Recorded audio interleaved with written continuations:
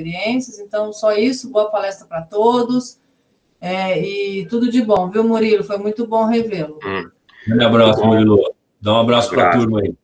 Pode deixar. Bom, eu agradeço as palavras, professor. É bem motivante ouvir o senhor, né? Uma das pessoas que eu sempre me espelho, né? E tento seguir um pouco dos passos aí na minha vida. Então, o senhor é, com certeza absoluta, um dos meus maiores exemplos aí de vida para a parte pessoal e profissional, com certeza absoluta. Não só para mim, mas como para toda essa moçada que está vindo aí do Nutrir. E para mim é sempre um prazer muito grande, né, poder participar, né, uma honra muito grande poder contribuir um pouquinho com toda a história que o Nutrir tem, né, então para mim é uma satisfação e sempre que eu puder, com certeza absoluta, eu vou fazer de maior bom grado possível, porque o Nutrir com certeza também, por mais que eu não fiz a graduação em Botucatu, né, eu fiz em Dracena, mas em todos os simpósios, desde quando eu entrei na faculdade, eu sempre procurei fazer e eu me sentia em casa no Nutrir, né, então eu que agradeço e fico muito honrado em poder falar um pouquinho aí para o Nutrir. Bom, então, para começar, é difícil, né, como o professor falou,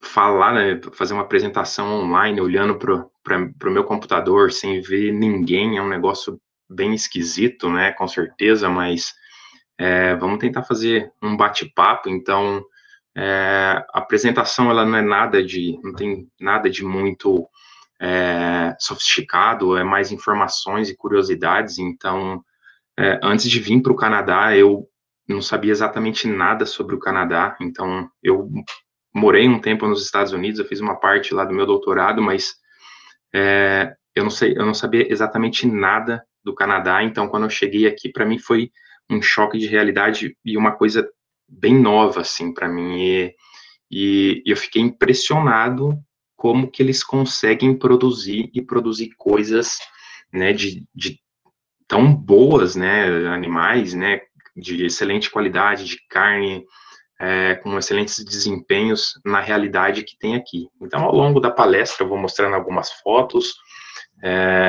algumas coisas, né, algumas informações, algumas coisas que são bem diferentes da realidade, né, o que se tem aqui na realidade do Canadá para a realidade do Brasil. Então, para começar aqui, só para esclarecer aqui, então, esse daqui é uma foto aqui da universidade, né, chama Universidade de Saskatchewan. Saskatchewan é uma das províncias aqui do Canadá, então é como se fosse a faculdade, a universidade estadual deles aqui.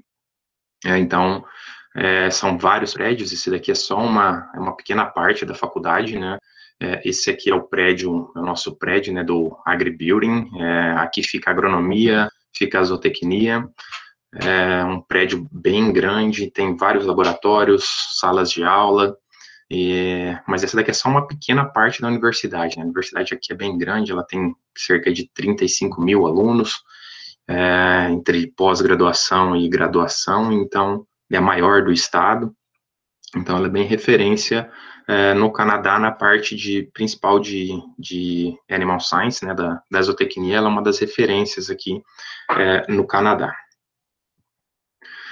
Para começar, então, eu dividi a palestra em 3 partes, né, então, não sei se alguém conhece alguma coisinha do Canadá, mas eu vou falar algumas coisas bem gerais sobre o Canadá, coisas que, quando eu vim morar aqui, depois de toda a graduação e pós-graduação, eu não tinha nem ideia do que era o Canadá, para falar bem a verdade.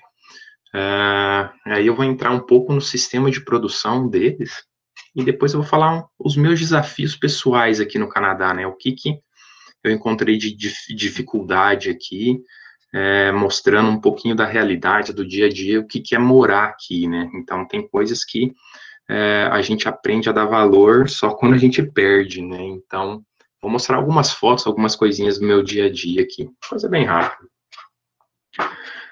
Então, em relação às informações gerais do Canadá, então, eu não sabia disso quando eu vim para cá, mas o Canadá ele é o segundo maior país do mundo, né, em extensão,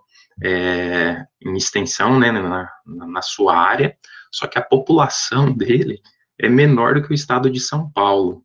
Então, se a gente for pensar assim, é um país pouquíssimo povoado, né? Então, óbvio que isso tem os motivos de ele ser tão pouco povoado assim, mas só para uma comparação, né? A população total do Canadá é de 37 milhões, e quando a gente olha a população do Brasil, que é o 5º maior em extensão rural, a população do Brasil é aí de 210 milhões, né? Então, só a população, quando eu converso com o pessoal aqui dos canadenses, eu falo que a população do meu estado, né, que é do estado de São Paulo, é maior do que a população do Canadá inteira, e o meu estado é menor do que o estado que eu moro aqui hoje, né, que é de Saskatchewan. Então, todo mundo fica, nossa, fica tipo, caramba, né, como que o Brasil é grande, né, então, mas o Canadá também é bem diferente as coisas. Então, por exemplo, no último experimento que a gente teve aqui, para a gente abater os animais num frigorífico comercial, eles tiveram que viajar 750 quilômetros para poder chegar num frigorífico, né, então, e isso só no estado de São Paulo. Aí de Botucatu, num raio de, sei lá, de 200 quilômetros, deve ter pelo menos uns 5 frigoríficos comerciais, né? Então, só para ter um pouquinho da noção da grandiosidade aqui do Canadá, né? Então, é uma foto do Google Maps, só para situar, né, o Canadá. Então, o Canadá é tudo isso daqui, né? Então, ele faz a divisa aqui, né, com os Estados Unidos, e daqui para cima tudo é Canadá. Então, ele é muito grande, mas praticamente dessa linha para cima, aqui é totalmente inóspito, quase não se tem vida, né? Outro mapa aqui melhor, né?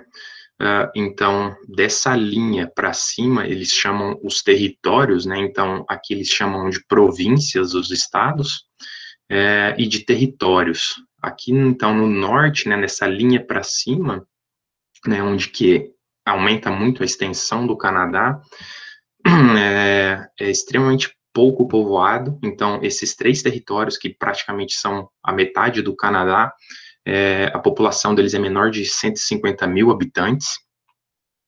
Praticamente quem vive aqui são os índios canadenses, né, que aqui eles chamam de First Nations, né, então, os primeiros povos aqui, né, então, basicamente, nesses estados, quem mora são, principalmente, os Inuits, por exemplo, aquele povo que basicamente come carne o ano inteiro, né, eles vivem uma dieta praticamente 100% carnívora, né, porque aqui eles não conseguem produzir nada, eles vivem basicamente só no gelo, né, então eles vivem de caça e comem carne basicamente o ano inteiro. Dividindo aqui as maiores cidades do Canadá, elas ficam próximas, né, na divisa com os Estados Unidos, então tem Toronto, Quebec, tem Vancouver, Winnipeg, então são todas cidades, as maiores cidades aqui do Canadá, e elas são na divisa com os Estados Unidos, né. Uma outra curiosidade, né, que tem esses 3 estados aqui, né, as 3 províncias, no caso, Alberta, Saskatchewan e Manitoba, eles chamam de prairies, né, as planícies do Canadá. Então, aqui, eles têm uma piada interna deles aqui do Canadá, que eles falam assim, se seu cachorro fugir, você pode ficar tranquilo, que você pode esperar um dia que você ainda consegue ver ele correndo, porque, assim, não tem nada, é só planície, né, então é todo reto. Então, quando a gente viaja aqui, é bem estranho, porque é sempre a mesma coisa, né, então aqui, basicamente, tem a maior parte da agricultura do Canadá, né, devido ao tipo de relevo deles, né, e basicamente também a maior produção de bovinos de corte. Bom, isso era só algumas informações para situar um pouquinho de como que é o Canadá, para eu começar a falar de onde que tá as coisas, né, os bovinos, o que é produzido, para mais ou menos ter uma ideia. Então, focando na parte da produção, né, do sistema de produção deles, o Canadá, ele não tem tantos bovinos assim, né, então o número total aí de bovinos fica aí próximo dos 12 milhões, divididos em corte e em leite aí próximo aos 2 milhões, e os bovinos de corte próximo aí dos 10 milhões, né? Então, quando comparamos com o Brasil, isso é bem irrisório, né? Mas com essa quantidade de bovinos, eles estão entre os top 10 de exportadores de carne mundiais. Óbvio que ficam atrás de Brasil, Índia, Estados Unidos, então eles exportam principalmente a carne deles para os Estados Unidos, né, por ser divisa de países, né, eles têm uma boa relação, então a cultura canadense é muito parecida com a cultura americana, né, então as mesmas lojas que tem nos Estados Unidos tem aqui, basicamente os mesmos carros que tem nos Estados Unidos tem aqui, as mesmas companhias, então praticamente os Estados Unidos aqui no Canadá. Óbvio que tem algumas diferenças, né, principalmente diferenças do povo canadense, eu acho que eles são mais receptivos do que os americanos, mas só para a gente ter uma ideia, com um número pequeno, né, de animais, eles conseguem exportar muito da carne deles aí para o mundo afora.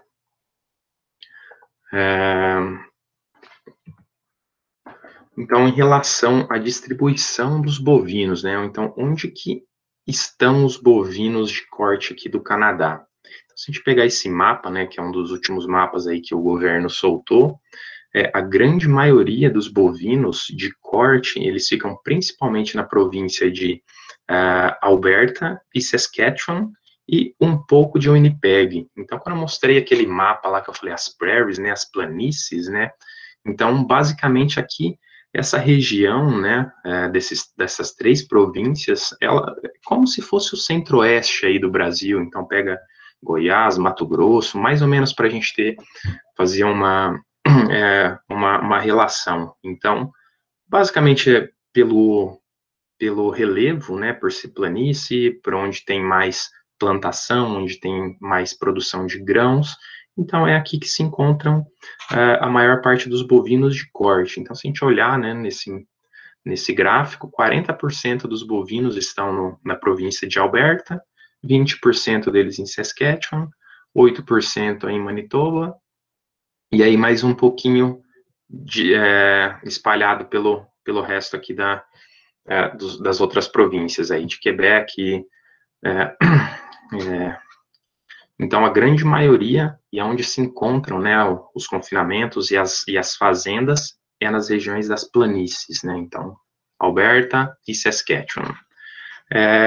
E um contraponto disso, né, só trouxe essa informação, né, de bovino de corte, mas em relação às fazendas leiteiras, né, então, também tem produção de leite aqui, né, nas planícies, mas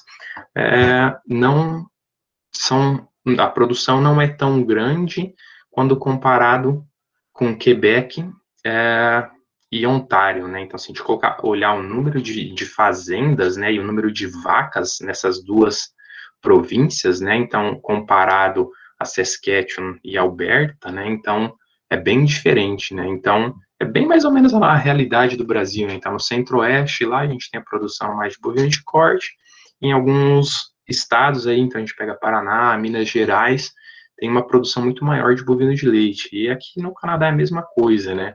O porquê disso acontecer, eu não sei, mas é mais ou menos o que acontece no Brasil também. Então, em relação aqui, né, no oeste do Canadá, o que eles produzem em grande quantidade, né? Então, a grande maioria da produção das fazendas aqui, eles produzem bastante sementes de óleo, então, e cereais. Então, nesse semente de óleo aqui, principalmente, eles produzem óleo de canola. Cereais, os principais cereais que tem aqui é a produção de trigo e cevada, principalmente.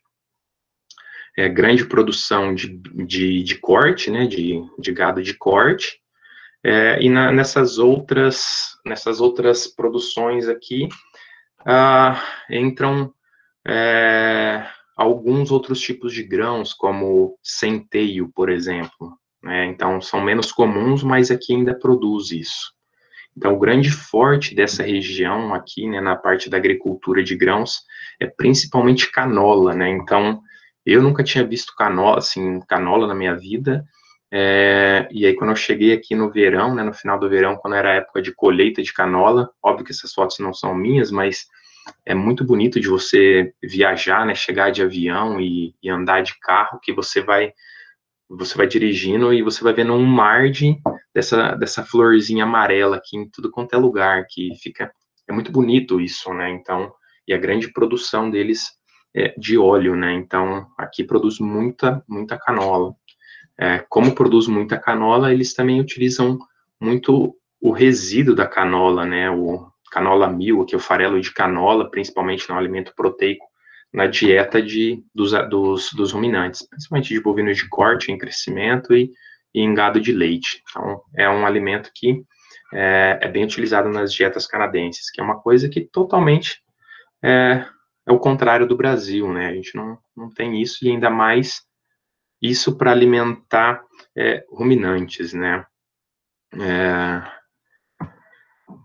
Em relação aos trabalhadores rurais, né, então, isso é uma informação que eu achei bem bacana. Então, a gente pega que a grande maioria, né, praticamente 100% dos trabalhadores rurais aí com idades maiores, acima dos 35 anos, eles permanecem nas fazendas, né, os trabalhadores. E os canadenses, eles têm uma tradição muito grande em ser fazendeiros, em morar e nascerem em fazendas, né? Então, geralmente, praticamente todas as pessoas que eu conheci aqui, eles vieram de fazendas, são filhos de fazendeiros, a grande maioria de produtores de grãos, né? Poucos são de produtores de gado. E aí, geralmente, o pessoal mais novo mora na cidade ou vem fazer a faculdade e tal, e acaba ficando na cidade, mas logo bastante desse pessoal, eles retornam. Então, eles têm a primeira geração de fazendeiros, a segunda geração de fazendeiros, a terceira geração de fazendeiros. Essa semana eu tive chegou uns animais para a gente para um próximo experimento, né, umas novilhas, e aí eu estava conversando com o dono delas, que veio entregar para a gente, e ele falou que ele é a terceira geração, ele tem por volta aí dos seus 40, 45 anos, é a terceira geração na família dele de fazendeiros, e ele falou que os filhos deles também já estão engajados, né, na parte de estudo na parte de agronomia e de zootecnia, que eles também vão dar continuidade na tradição da família deles, né? Então, isso é uma coisa que é muito comum aqui no Canadá de se encontrar, né? Assim, não tão no Brasil, né? Não, se encontra bastante no Brasil, mas não é uma coisa tão tradicional quanto é aqui. Então, a maioria dos trabalhadores rurais daqui tem por volta aí de mais de 35 anos, né?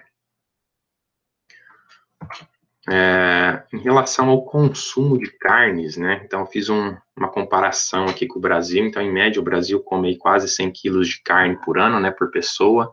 No Canadá, um pouquinho menos. E aí, vem seguido, né? Esse consumo de carne por consumo de frango, 45 quilos, 37 quilos de carne bovina e 14 quilos de carne suína. No Canadá é basicamente quase a mesma coisa, né? Então vem mais o consumo de frango, só que aí o consumo de carne deles, né, de bovina, é bem menor, né? Quase metade aí do consumo do Brasil, e logo seguido por carne suína. Então, assim, basicamente o que eu acredito ser, né, que o consumo de carne aqui é menor, porque a carne bovina é muito caro aqui, né? E a grande maioria dessa carne, principalmente, vem de carnes processadas, tipo hambúrguer, por exemplo, né? Então, é difícil você ir num barbecue canadense ou americano que eles tenham um steak em si, né? Que é a carne, como a gente faz, né? Geralmente, o tradicional deles é comer um hambúrguer e salsicha e fazer um hot dog. Então, esse é o barbecue deles, né? Então, quando eles me chamam para isso, eu falo, eu não vou nesse barbecue, não, porque isso não é barbecue, não.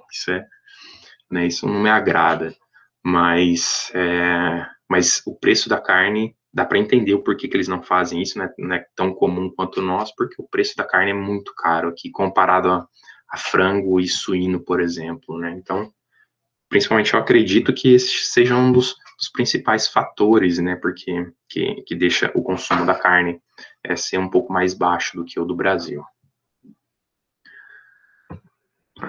Então, para fazer só uma comparação, né? E depois a gente vai entendendo o porquê disso. Aqui é a produção de carne, né? De frango em vermelho, de porco, né? De suíno em cinza e de bife e gado de corte em preto dos Estados Unidos com o Canadá. Então, aqui está em bilhões de pounds, né? Então, se a gente dividir aqui por 2, a gente chega a um valor próximo em quilos, para a gente entender melhor, que é a unidade que eles mais utilizam aqui na América do Norte, é pounds, para peso. Então, por exemplo, os Estados Unidos, eles produzem aí cerca de 60 bilhões de pounds, né, de carne de frango. Então, se a gente dividir por 2, vai dar 30 bilhões de quilos, né, de carne de frango, aí de suíno, mais ou menos 20, e de gado de corte, 10. O Canadá, ele produz 2, né, de 2 bilhões, né, de quilos de aves, de suínos, né, mais ou menos 1, e de bife também bem próximo a isso, a 1.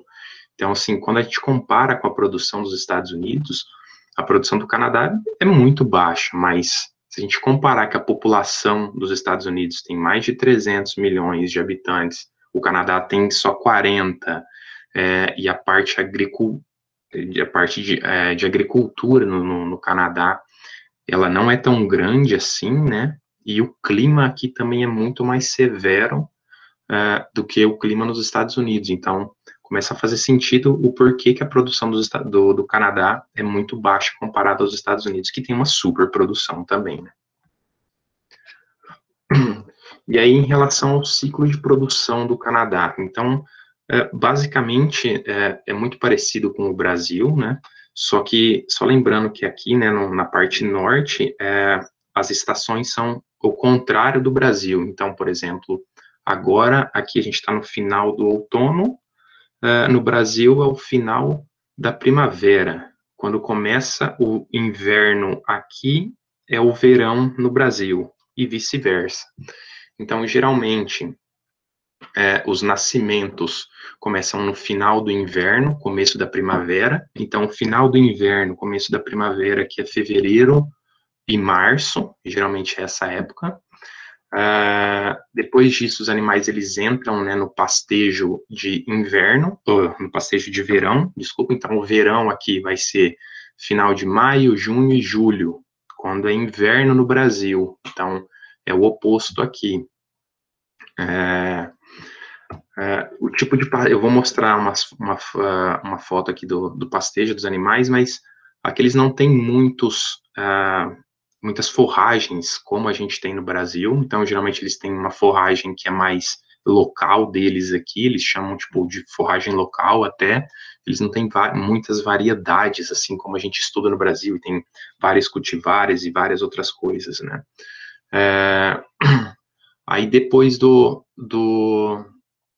pastejo de verão, chega o outono. Então, as duas estações aqui, o outono e a primavera, elas são muito curtas aqui. Então, já começa a nevar e ficar muito frio, muito rápido. Não tem uma transição tão longa quanto nos Estados Unidos, por exemplo.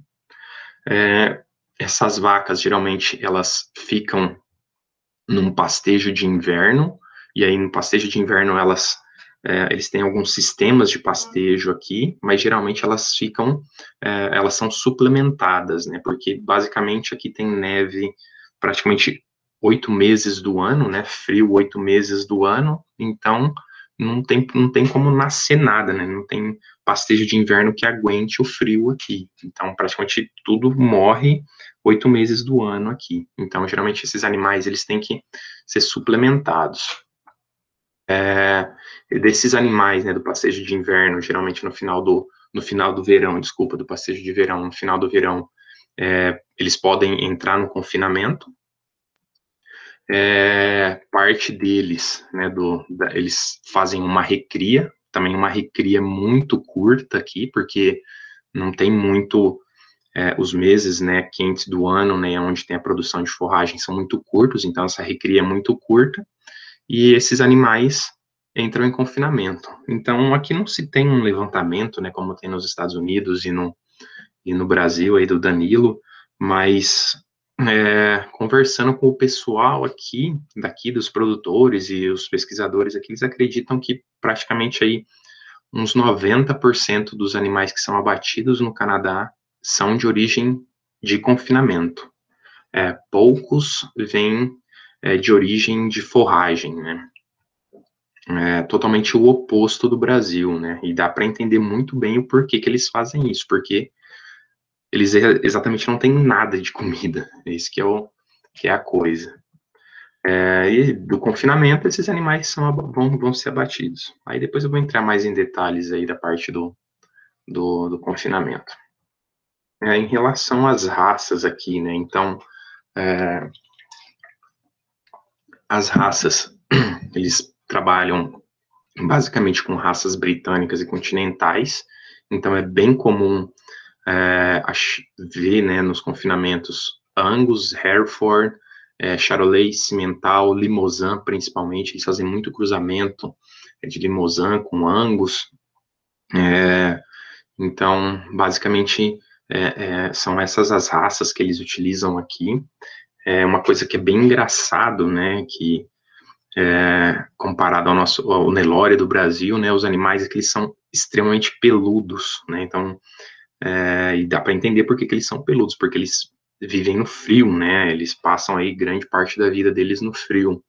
Então, Nelore, a gente quase não vê, né, um pelo bem curtinho aqui, eles têm pelo mesmo bem comprido, então, quando a gente trabalha com os animais dentro dos barnes de metabolismo aqui, a gente tem que tosquiar os animais, porque senão eles começam a ter estresse por calor. Então é uma coisa bem engraçada, né? Tipo, fazer uma tosquia num boi, né? Então é uma coisa que eu nunca tinha visto isso no Brasil, né? Mas aqui é um negócio totalmente comum para eles. Então, basicamente, as raças são essas. Em relação à estação de monta, eles têm basicamente 2 estações de monta. Uma que é no outono e uma que é na primavera. A mais comum delas, como no Brasil também, é na primavera, então 60% dos animais, dos nascimentos acontecem nessa estação de monta, que é basicamente o quê? Os animais entram em reprodução basicamente em maio, né, que é no comecinho aí do verão deles aqui, né, quando as temperaturas começam a ficar mais positivas, vamos dizer assim, e os nascimentos começam a ser em janeiro, fevereiro. E a outra estação de monta que não é tão comum, eles fazem a reprodução aí no começo do inverno, né, dezembro, janeiro, e os nascimentos vão ser lá em agosto, setembro. Então, eles preferem, né, fazer no spring, né, na primavera, porque esses animais, né, eles vão pegar as pastagens, né, no verão, que vão ser alimentos de melhor qualidade. Eles também diminuem um pouco do estresse por calor desses animais. Eles já conseguem se adaptar um pouco melhor a isso. Então, o que seria esse estresse por calor? Por exemplo, aqui na minha província, o verão, em média, fica em torno de variando entre 5 graus e 25 graus. Poucos são os dias que passam de 30 graus. Então, sei lá, se eu pudesse contar nesse verão os dias que tiveram temperaturas acima de 30 graus, sei lá, acho que não chega a 2 semanas. Né? Então, a temperatura média no verão fica variando aí entre 5 e 25 graus. Mas a gente fala, 25 graus não é calor, mas para esses animais que são acostumados na época muito fria, né? Então, esses animais vivem em temperaturas muito baixas. Então, essa temperatura de 25 graus aí já é estressante, né, para esses animais. Eles acabam perdendo desempenho e outras coisas devido ao calor. Nada comparado ao Brasil, que a gente tem temperaturas aí de 40 graus e os animais, óbvio que sofrem bastante com isso, mas eles conseguem se virar bem. Em relação à cria, né, então após o desmame, geralmente as matrizes, elas são transferidas para uma dieta rica em forragem, né, então geralmente eles vão para os pastos, né, daqui, com pastagens nativas aqui do Canadá. Geralmente essas pastagens nativas, elas são ricas em proteínas, né, muito melhores, um valor muito melhor proteico comparado às pastagens brasileiras. Então, geralmente eles fornecem também um suplemento proteico, um energético, e um sal mineral, mais ou menos o que é feito no Brasil também. E esses animais chegam a ganhar aí de meio quilo a quase 1 quilo por dia. Então, eles ganham bastante peso porque a forragem que eles têm aqui é muito boa. Geralmente as novilhas, né, elas atingem 55% a 65% do peso maduro delas aí com 15 meses. Então, 80% do peso maduro delas no primeiro parto aí com coisa de 22 meses, né? Então, com toda a diversidade que a gente tem aqui no Brasil, a gente vê, né, tem problema com calor, problema com pastagem, de chuva, mas quando a gente compara com basicamente 8 meses de neve e absolutamente nada de forragem, eles conseguem produzir, e produzir muito bem aqui, muito eficientes nisso, né. Só que isso custa dinheiro, e não é à toa que a carne aqui é extremamente cara, né, carne de bovinos. Em relação à recria, né, então os novilhos e as novilhas, né, basicamente elas também, quando elas passam por essa parte de recria, que é uma parte bem curta deles, então eles também aproveitam o pouco de forragem que eles têm aí durante o ano. Geralmente eles são desmamados aí, né, por volta de 200 a 250 quilos, mais ou menos, né, esse peso. Esses animais aqui, eles ficam nessa dieta de recria deles, quando eles fazem essa recria, né, em torno de 300 a 400 quilos, e depois disso eles vão para o confinamento. Mas grande maioria das fazendas aqui, eles não têm área para fazer essa recria, então eles já fazem essa própria recria no confinamento. Então eles fornecem essa dieta, né, uma dieta mais volumosa, né, menos energética no próprio confinamento, que é mais fácil para eles controlarem, né, a alimentação do que soltarem esses animais no pasto, porque aqui é difícil você controlar a produção no pasto, né, então é muito curta, então geralmente eles preferem produzir o pasto, né, e fazer o feno, do que soltar os animais para eles comerem o próprio pasto, né, então eles preferem produzir o alimento e fornecer no confinamento, que é mais fácil aqui o manejo para eles.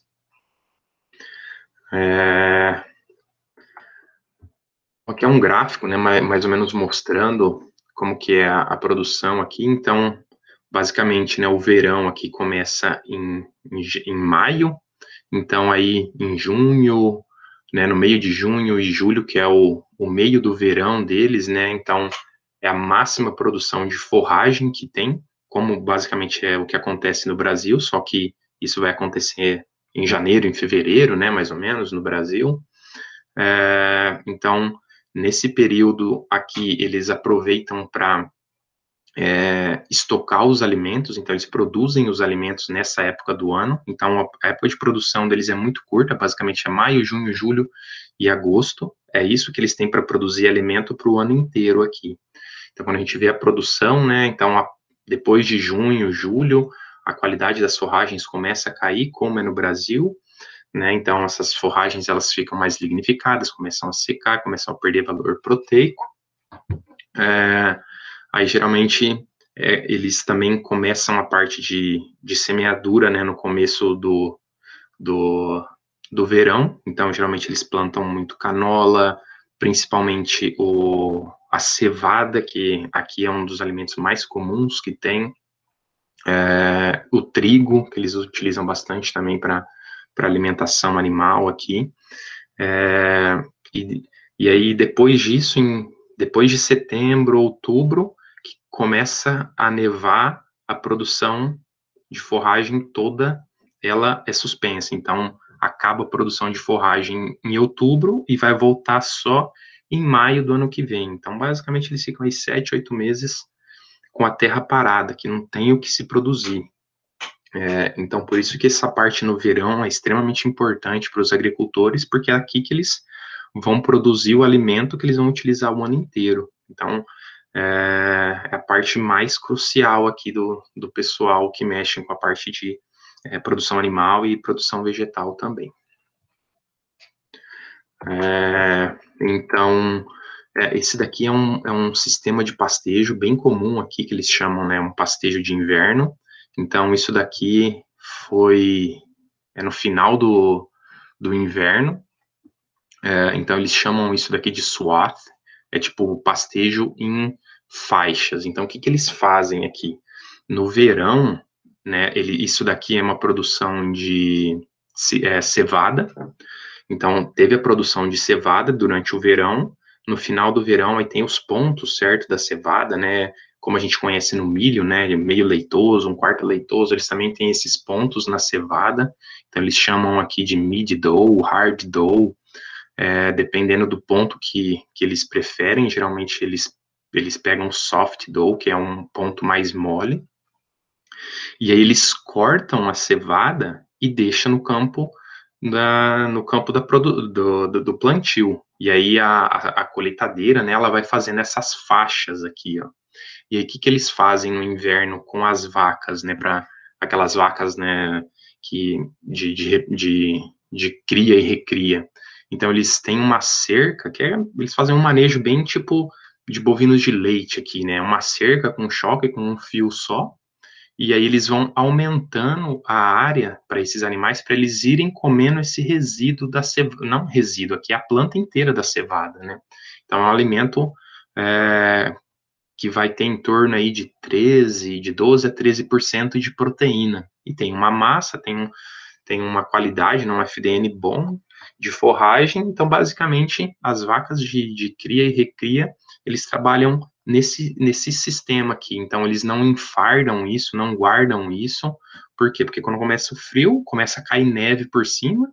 Aqui já estava com pouca neve, já estava no final do inverno, mas a neve tampa tudo isso, e aí as vacas, elas vão andando, elas vão como se fosse pastejando em si, né? Então, elas vão fuçando, né, na neve, e elas acham as faixas e começam a se alimentar disso daqui. Então, fica um manejo simples, porque eles precisam o mesmo, como se fosse um manejo de pastagem para vaca de leite no Brasil, que você vai aumentando a área do pastejo para elas, eles vão trabalhando da mesma forma aqui. Só que eles utilizam a cevada, eles cortam isso daqui e deixam lá no campo, porque isso não vai estragar, vai congelar tudo, e acaba mantendo a qualidade da cevada para os animais. Então, eu achei muito engraçado isso, né, porque é totalmente diferente de uma realidade que a gente tem. Então, geralmente eles cortam isso aqui no final, né, do verão aí para agosto, mais ou menos, e os animais vão comer isso aí em janeiro, fevereiro, por aí, né, então eles não fazem uma silagem disso daqui, porque isso não estraga, isso congela.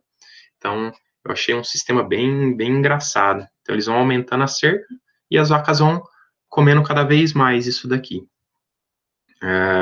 Então, mais ou menos quando fala de pastejo de inverno no Canadá, é isso, eles não têm pasto. Geralmente é isso que eles fazem.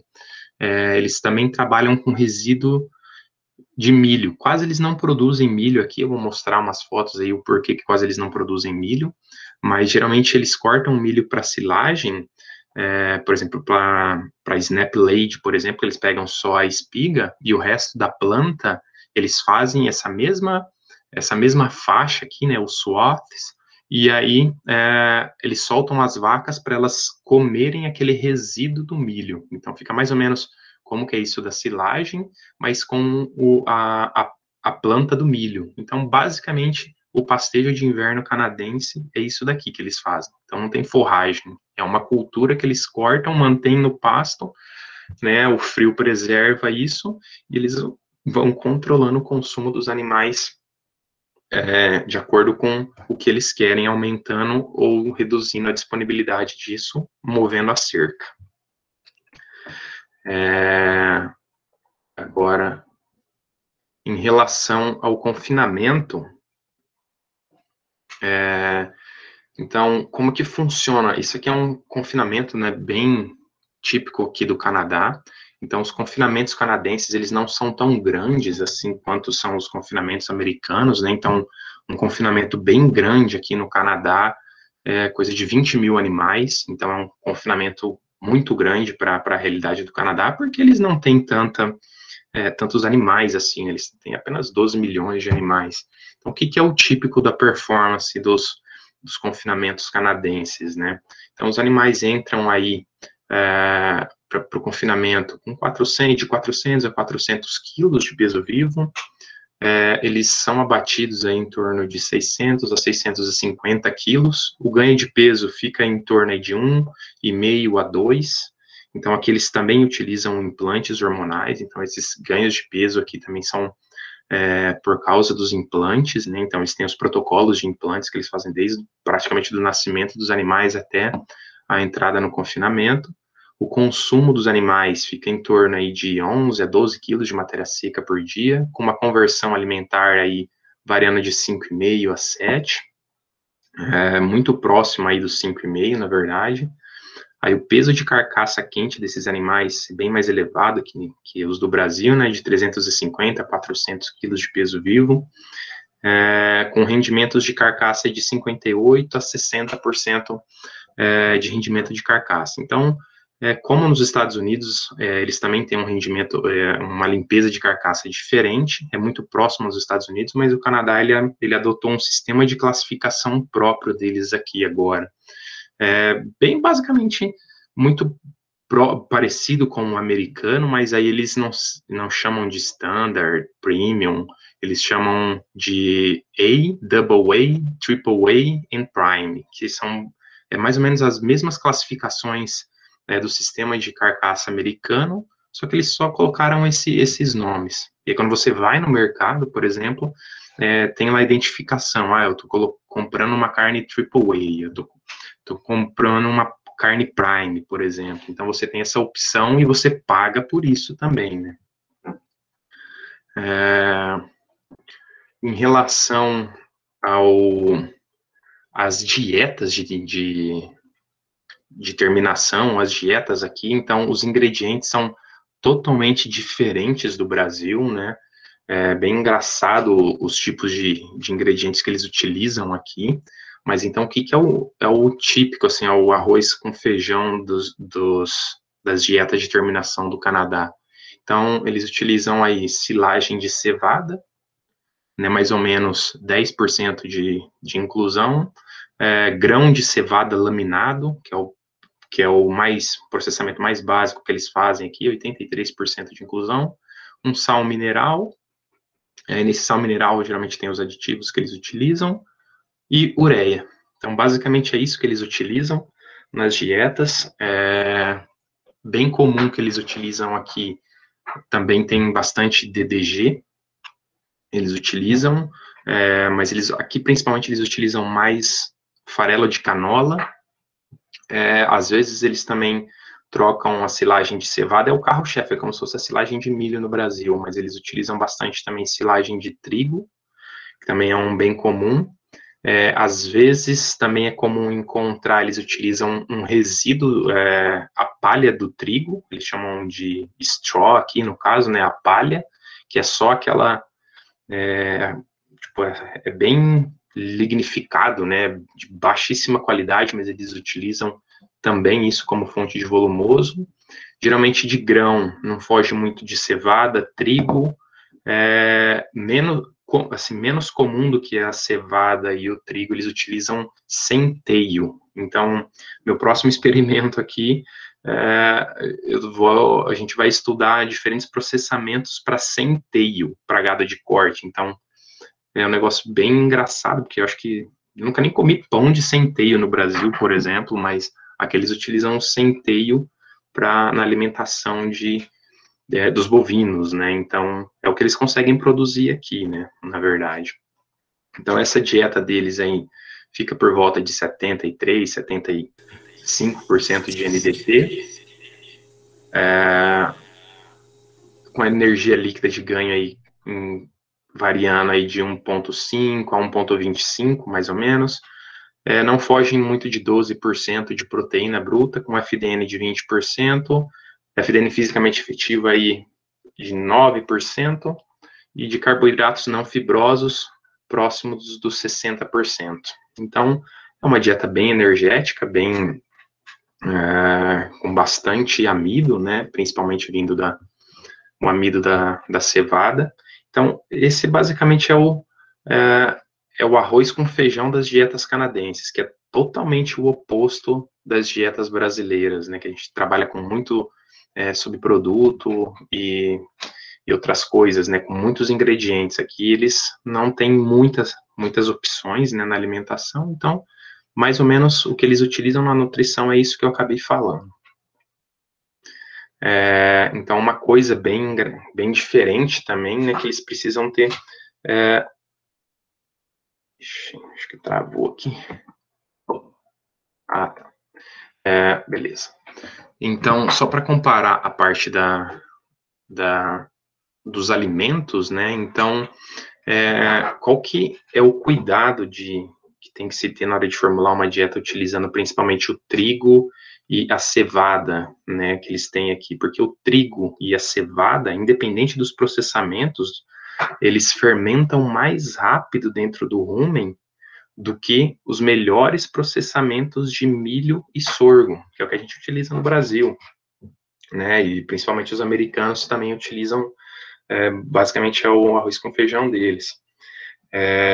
Então, tem que se tomar um cuidado a mais para formular essas dietas e um manejo de coxo também, né? Porque como eles fermentam mais rápido no rumen, os riscos de ter distúrbios nutricionais, né? De acidose, principalmente, também são maiores.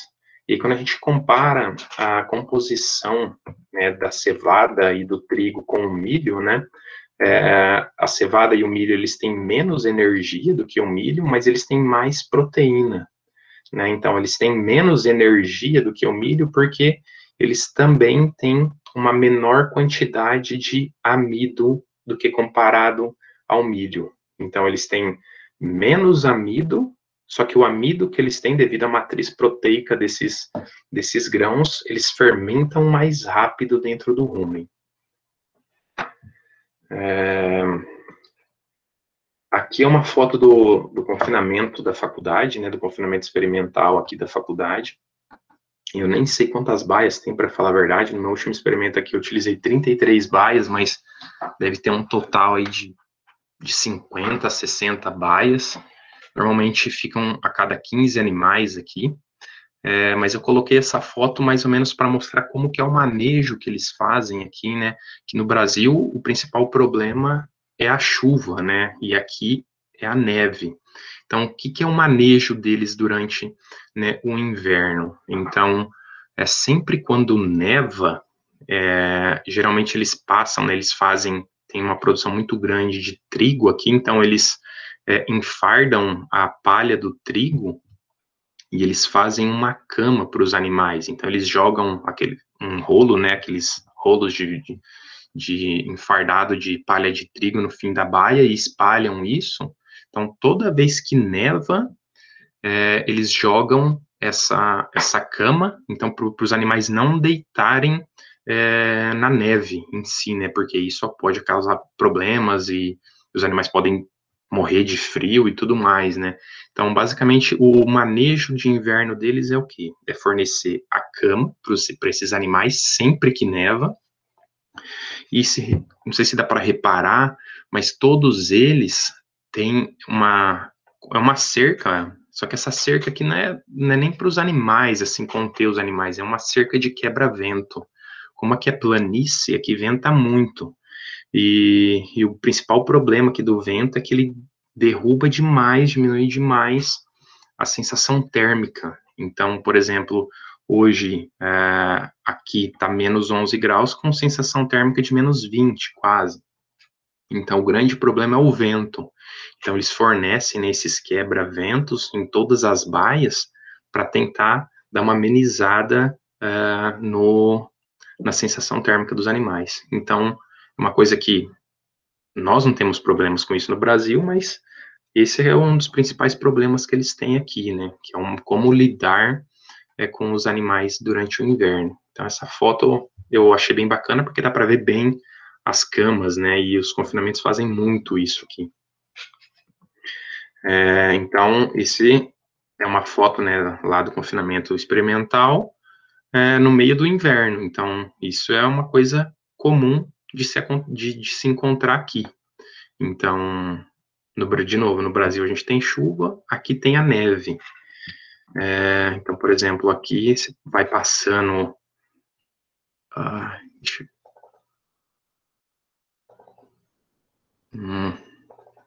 Bom, aqui era um vídeo, não sei por que ele não estou conseguindo passar aqui agora, mas basicamente é o que a gente vê aqui. Então, os animais completamente cobertos de gelo, e o manejo que a gente pode ver aqui, que é sempre fornecido a palha, né, para esses animais deitarem fora da neve.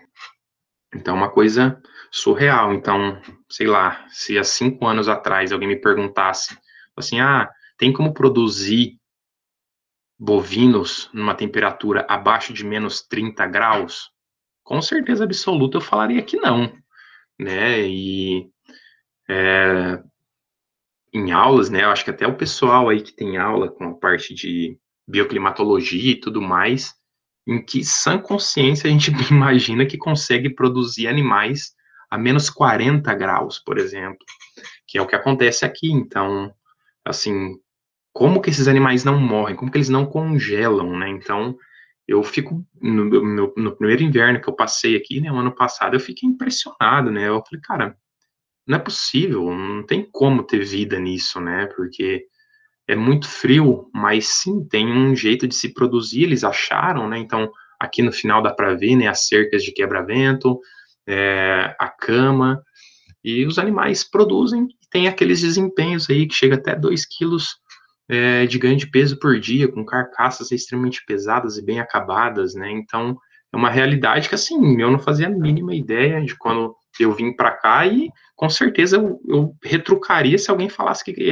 era possível produzir bovinos nessa realidade. Mas é que eles conseguem, eles fazem isso, né? Então, bom, mais ou menos do geral é isso. E agora eu vou mostrar aqui bem rapidamente meus desafios aqui no Canadá, né? Então, como dá para perceber já, né, com certeza absoluta, o meu principal problema aqui é o frio, né? Então, eu sou natural de Presidente Prudente, Dracena, né, tem temperaturas desse jeito lá, e eu saí para uma temperatura que é basicamente a mesma coisa, só que tem um sinal de negativo na frente, né? Então, com certeza absoluta, o meu maior problema aqui foi o frio.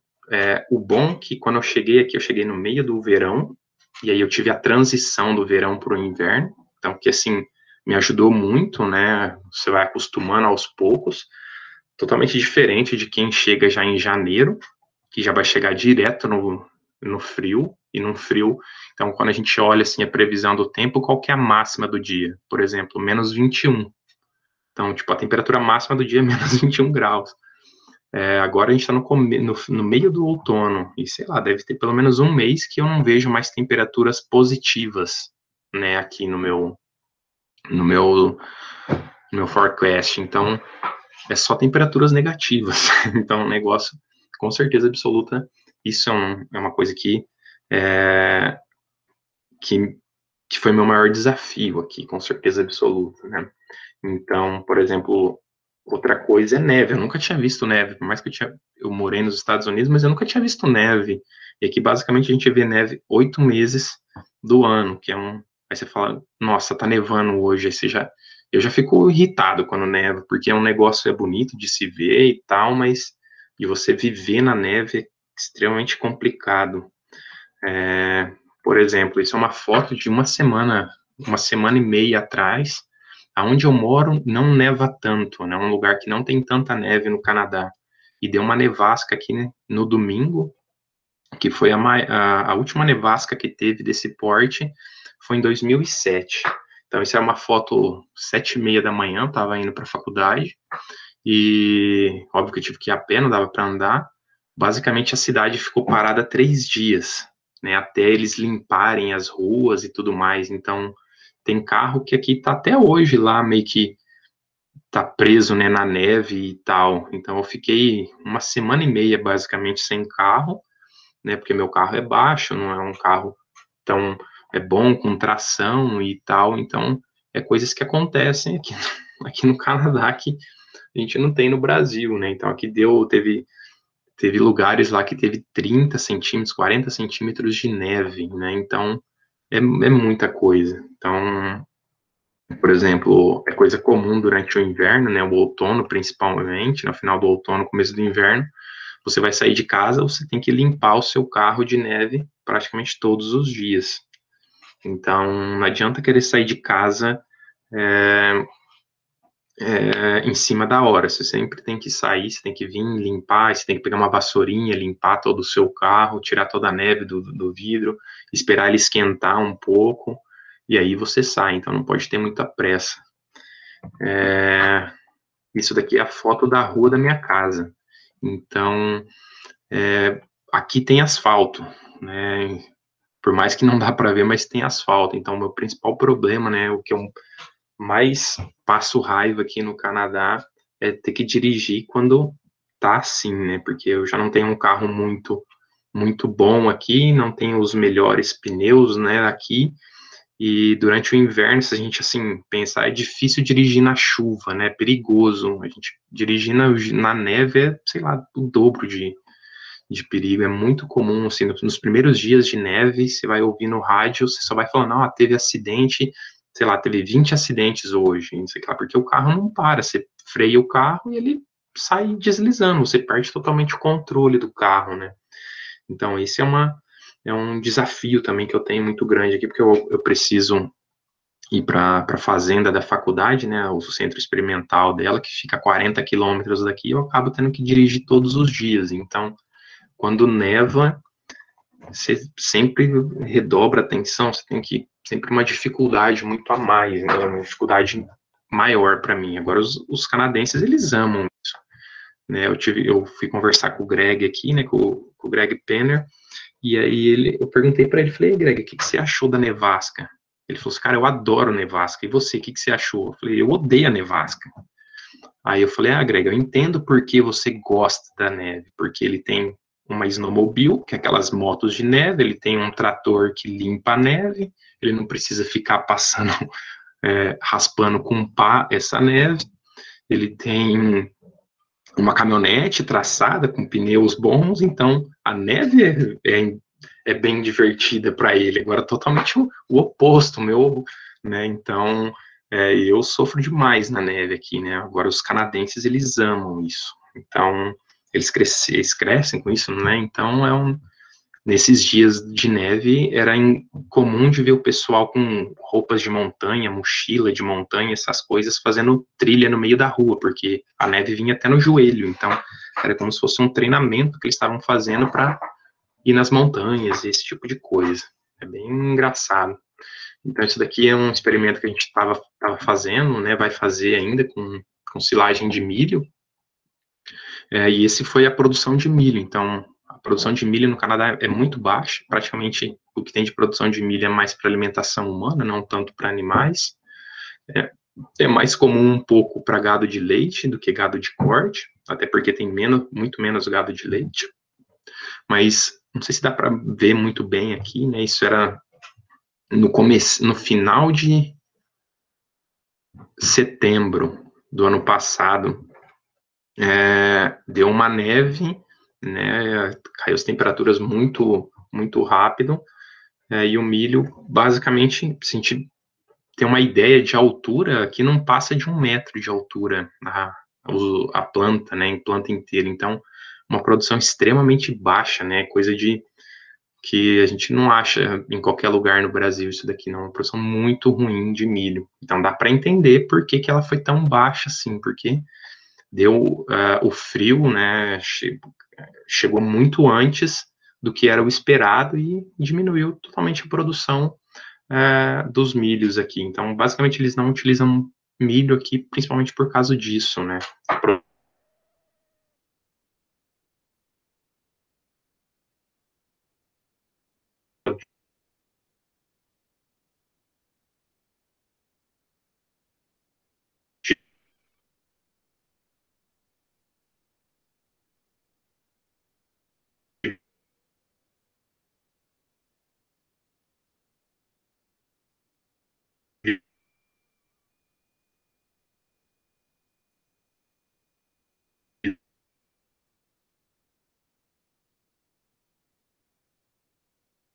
Muito baixa.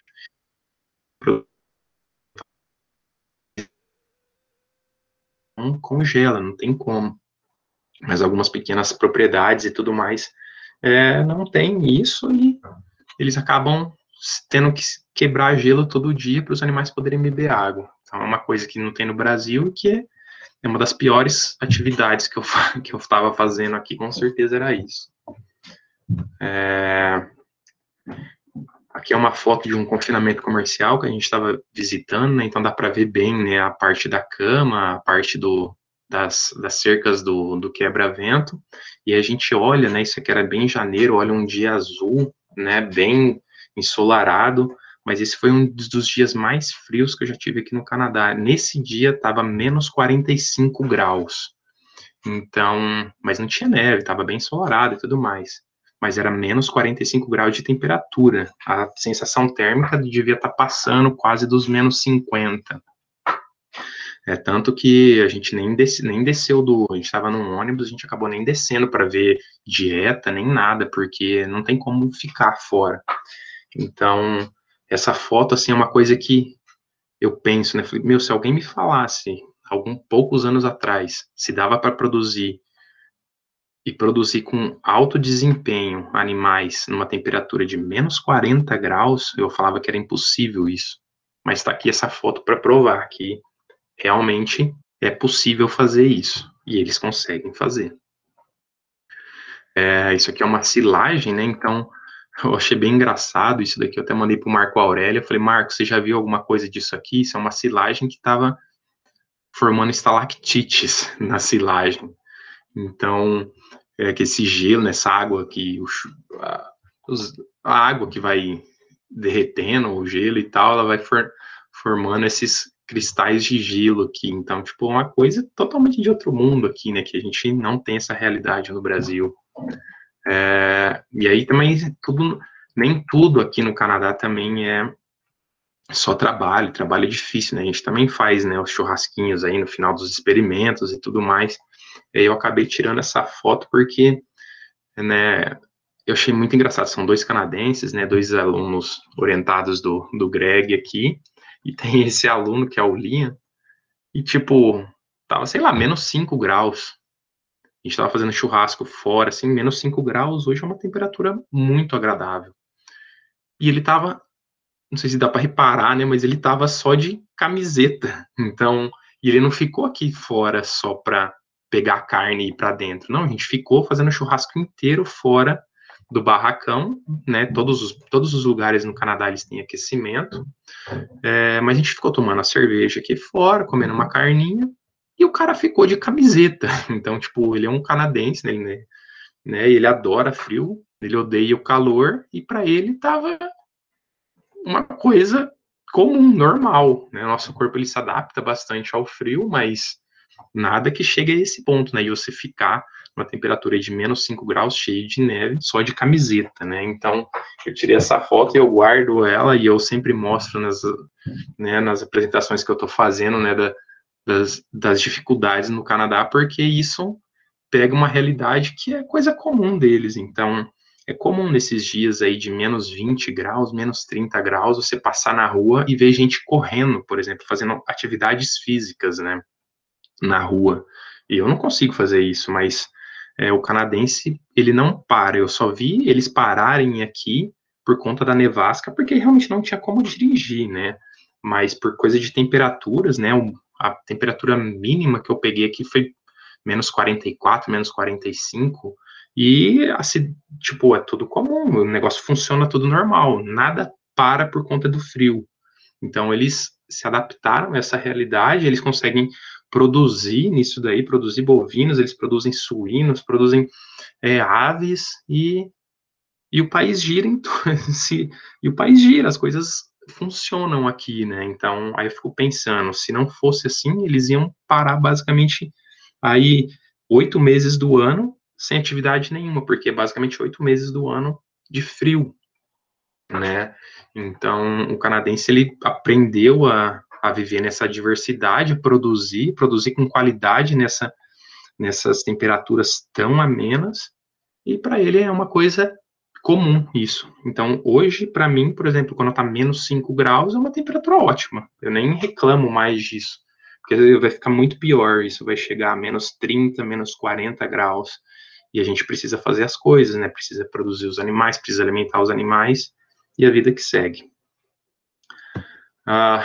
Bom, esse aqui é uma foto lá do confinamento também, de gente trabalhando na parte um pouco fora do confinamento, então, coisa de 20 minutos que a gente ficou fora, o olho, a sobrancelha já começa a criar gelo, é terrível. Então, assim, hoje eu acostumei, mas eu não gosto. Mas aqui está o meu e-mail, se alguém tiver alguma curiosidade, alguma dúvida, o meu contato está aqui, pode mandar mensagem, e assim que eu puder, meu e-mail pessoal, assim que eu puder eu já respondo.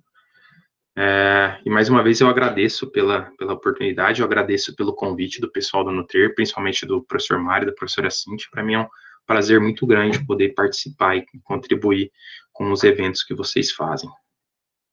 Isso aí, pessoal, obrigado. Murilo, muito obrigada pela sua participação, muito obrigada por ter aceitado o nosso convite. O pessoal mandou algumas perguntas aqui no chat, você tem um tempinho aí para responder? Claro. A primeira pergunta é da Gabriela Orsi. Ela falou, boa noite, os animais possuem alguma restrição no resíduo de canola? Um resíduo de canola na carne, por exemplo? Como assim resíduo de canola? Alguma restrição do resíduo de canola, talvez na dieta, se a Gabriela tiver. Bom, geralmente aqui eles não fornecem a canola planta in natura, né? Isso é o resíduo, então ela já é tostada, né? Como a soja, por exemplo, ela já é tostada e geralmente ela é peletizada também, né? Então, se tiver algum fator antinutricional, alguma coisa nesse processamento, né? Ele é perdido, né? Então, geralmente, inclusões não são tão altas também, né? Fica em torno aí mais nas dietas de crescimento, aí em torno de 10% para menos disso, porque geralmente a silagem de cevada, ela tem bastante proteína, né? Então, praticamente, eles não trabalham com alimentos proteicos na parte de terminação. Então, além desse período, desse processamento, né, da tostagem e tudo mais, ainda a inclusão é muito baixa, então nunca ouvi falar de nenhum problema com algum fator antinutricional, por exemplo, vindo da canola, porque eles não alimentam com a canola fresca em si, né? Ela é o resíduo do óleo, como se fosse o farelo da soja no Brasil, né? Depois de ele ter sido processado. Certo. A Ana Laura falou, boa noite, parabéns pela palestra. Qual é o método mais usado no Canadá? Monta natural ou inseminação artificial? Eles utilizam bem os dois, mas ainda a monta natural, pelo menos nos lugares que eu visitei aqui, que não foram muitos, né, fazendas de cria, eu vi mais monta natural. Não vi tanto inseminação, mas tem sim inseminação, tanto que o Canadá exporta bastante sêmen e tudo mais. Talvez possa ser as fazendas que eu fui que não utilizam tanto isso, né? Mas eu sei que é bem mais ou menos, eu não sei falar uma porcentagem, se é meio a meio, como é que é, mas eu vi mais monta natural aqui. Ótimo. O Roberto Martins mandou. Boa noite. Qual ou quais os principais ectoparasitas que ameaçam os rebanhos de corte canadenses? E qual as principais ou principal patologia temida pelos pecuaristas canadenses? Existe calendário de vacinação obrigatória? Não, eles não têm um calendário obrigatório. Praticamente ectoparasita, praticamente eles não têm aqui, né, por causa do frio. Durante o verão tem bastante mosca, então eles têm alguns problemas com miíase, por exemplo, mas é muito. Comparado ao Brasil, é irrisório isso, né? Então, não se tem carrapato aqui, tipo, quase você não vê inseto, por exemplo, pra você ter uma ideia, né? Então, tipo, quase não tem isso, né? Então, ectoparasita, eles não tem problema. Principal patologia, principalmente, pelos pecuaristas canadenses, com certeza são doenças respiratórias, né? Como no Brasil também, as doenças respiratórias, principalmente aqui pelas temperaturas serem tão amenas, né? São tão frias, né? O principal problema deles, com certeza absoluta, é doenças respiratórias, com certeza absoluta. Agora, ectoparasita, não tem problema com isso aqui, não. Certo. Engraçado também, né? É uma coisa bem engraçada também, né? Mas é de se esperar, né? Que o frio acaba barrando isso daí, né? O Guilherme Alvarenga mandou. Boa noite, Murilo. Parabéns pela palestra. Você poderia comentar mais sobre esse protocolo do uso de hormônios e como funciona?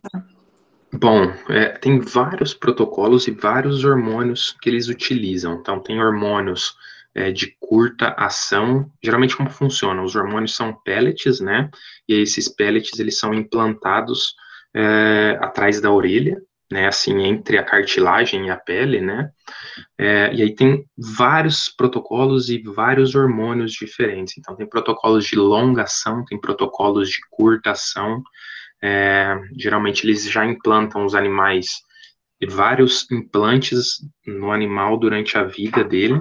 Então, geralmente eles já começam implantando quando ele é bezerro, ele cresceu mais um pouco, ele tem um implante, mas o mais comum, eles implantam basicamente a 60 dias antes de entrar no confinamento, né, os steers, né, os novilhos.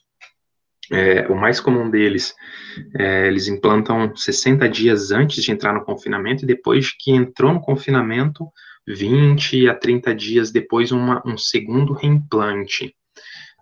O implante que eles utilizam oh, meu Deus. O mais comum eles têm vários implantes também. Deixa eu ver que me fugiu o nome.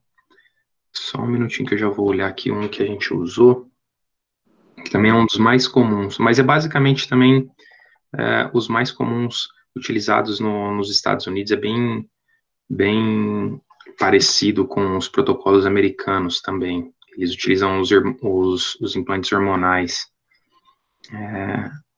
Calma aí, rapidinho, que eu já vejo.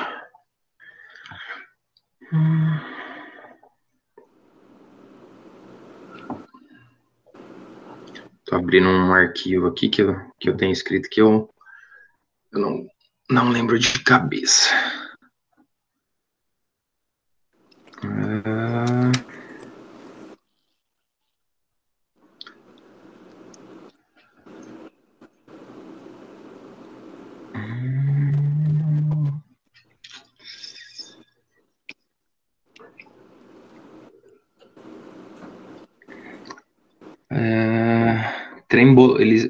Os mais comuns, eles utilizam 120 gramas de trembolona acetato e 24 miligramas de estradiol.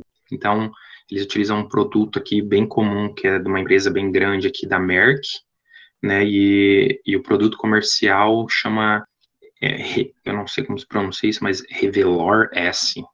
Então, esse é um dos produtos bem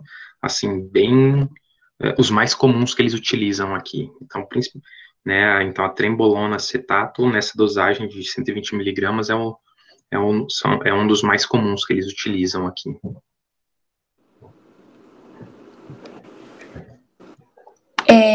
Agora a nossa última pergunta, do Rafael Bitu. Qual é a principal limitação para a expansão da produção de bovinos de corte no Canadá, com exceção do frio?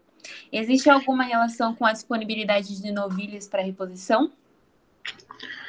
Eu acho que, assim, o problema maior é o frio. Por causa do frio, limita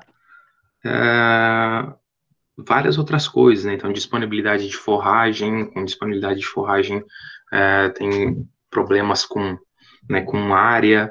Então, assim, devido ao frio, eu acho que com certeza absoluta o problema é o frio, que que acaba bloqueando as coisas, né? Então, eles não expandem mais porque talvez não consigam produzir mais alimento, porque eles têm um período muito curto do ano para produzir alimento para o ano inteiro, né? Então, eles têm basicamente 3 a 4 meses do ano para produzir o alimento que eles vão utilizar em coisa de 8 meses, né?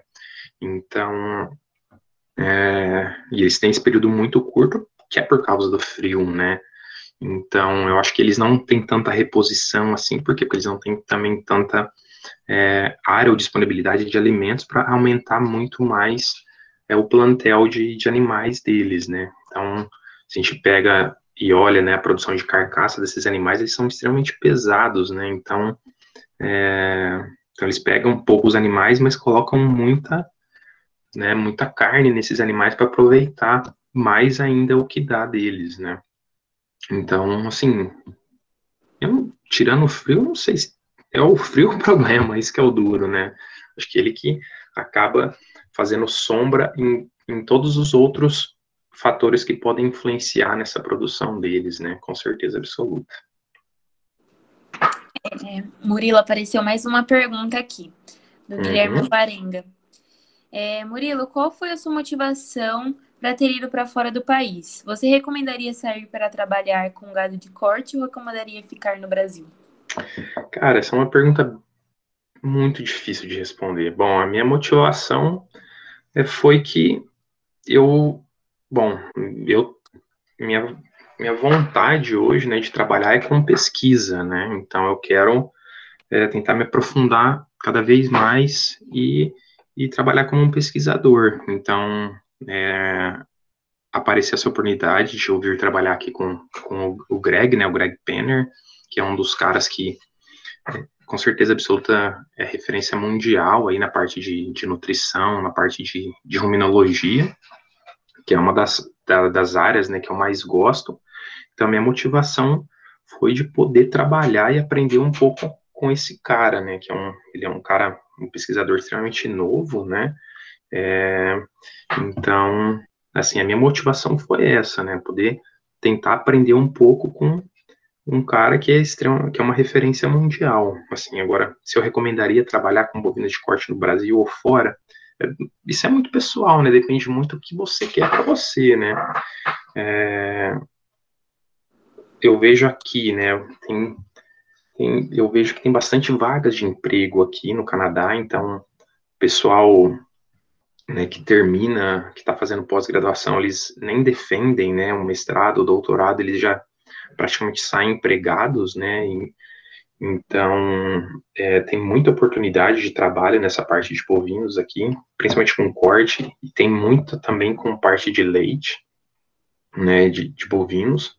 No Canadá, nos Estados Unidos, eu já não sei falar muito bem como é que tá lá, mas aqui o que eu vejo tem muita vaga de emprego, mas eles não dão emprego para qualquer pessoa, né? Então tem que ter uma certa recomendação, assim, né? Então, para ter uma recomendação assim, a pessoa ajuda muito a pessoa vir fazer uma pós-graduação aqui, por exemplo, né? Então você acaba tendo um treinamento das coisas que tem aqui no Canadá e acaba tendo uma recomendação de algum pesquisador e tudo mais. Então, se eu recomendaria com certeza, porque eu acho muito válido ter essa experiência no exterior, né? Agora, precisa ver o que você quer para sua formação, né? O que você quer para sua vida. Então, tipo, eu quero ser pesquisador, então aonde eu vou conseguir aprender, fazer pesquisas e aprender coisas novas. Aí eu tive a oportunidade, eu vim para cá. Agora, se eu não quisesse fazer pesquisa, por exemplo, eu, com certeza, não sei se eu viria para trabalhar, não. Né? Eu procuraria alguma empresa no Brasil para trabalhar. Mas eu recomendo, eu acho muito válido, um crescimento, né? Você pega uma outra realidade, você tem um crescimento profissional e pessoal muito grande, então, com certeza absoluta, eu recomendo fazer pelo menos um estágio fora, que eu acho muito válido, assim, para sua vida pessoal e profissional. Agora é difícil responder isso, eu recomendo, sim, com certeza. Essa foi a nossa última pergunta, Murilo. Mais uma vez, em nome da Nutrir, eu quero te agradecer pela disponibilidade, pela palestra. O pessoal elogiou muito no chat, depois você dá uma olhadinha. A professora Cíntia também comentou. Bacana. E a Nutrir está de portas abertas para você. Qualquer coisa que precisar, estamos aqui. Muito bom. De novo, eu que agradeço a oportunidade e a lembrança, né, de ter me convidado. E, com certeza, nas próximas estarei disponível, com certeza absoluta. Com muito prazer. Muito bom falar com o pessoal da Nutrir. Então é isso. Muito obrigada, pessoal, pela participação de todo mundo. Sábado a palestra vai subir para o nosso canal no YouTube. E é isso. Boa noite. Muito obrigada pela presença de todos. Boa noite, pessoal. Tchau, tchau.